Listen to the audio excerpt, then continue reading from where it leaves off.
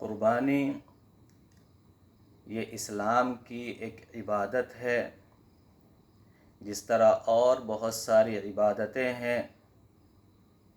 نماز پڑھنا ایک عبادت ہے، روزہ رکھنا ایک عبادت ہے، حج ایک عبادت ہے، اسی طرح سے قربانی بھی ایک عبادت ہے۔ ہمارے مسلم معاشرے کے بعض طبقوں میں یہ غلط طریقہ رائج ہوا ہے کہ مردوں کی طرف سے قربانی کرنے کا اہتمام زیادہ کیا جاتا ہے اور خواتین کی طرف سے اس کا اہتمام بہت کم ہوتا ہے۔ بعض علاقوں میں مردوں کی طرف سے تو قربانی ہوتی ہے،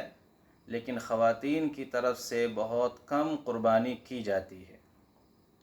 کبھی ایسا بھی ہوتا ہے کہ ایک سال مردوں کی طرف سے مثلاً شوہر کی طرف سے قربانی ہوتی ہے، دوسرے سال خواتین کی طرف سے قربانی کی جاتی ہے۔ یا ایسا بھی ہوتا ہے کہ اگر گھر میں 4 لوگوں کے اوپر 5 لوگوں کے اوپر قربانی واجب ہے،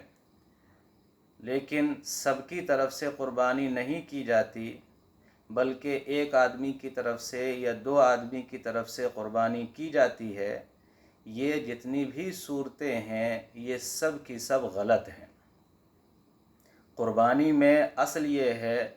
کہ جو بھی صاحب نصاب ہے اس پر قربانی واجب ہے۔ گھر کے افراد میں سے اگر ایک فرد صاحب نصاب ہے تو ایک پر قربانی واجب ہے۔ اگر گھر کے تمام افراد یا بیشتر افراد صاحب نصاب ہیں تو سب پر قربانی واجب ہے، اور ہر سال سب کی طرف سے قربانی کرنا ضروری ہے۔ قربانی کوئی رسم نہیں ہے کہ ایک سال ایک کی طرف سے کر لی جائے اور دوسرے سال دوسرے کی طرف سے کی جائے۔ اسی طرح سے اسلام کے اندر ایسا نہیں ہے کہ مردوں کا مقام زیادہ ہو اور عورتوں کا مقام کم ہو، عورتیں دوسرے درجے کی اللہ کی مخلوق ہو، ایسا نہیں ہے۔ جس طرح سے اسلامی عبادتوں کا کرنا مردوں کے اوپر فرض ہے، اسی طرح سے اسلامی عبادتوں کا بجا لانا عورتوں کے اوپر بھی ضروری ہوتا ہے۔ نیز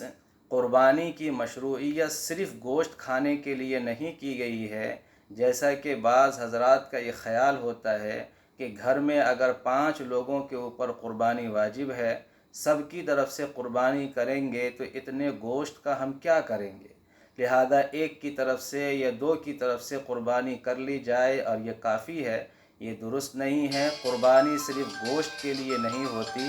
بلکہ قربانی یہ ایک عبادت ہے اللہ تبارک و تعالی کی، اور اس عبادت کو بجا لانا یہ ضروری ہے۔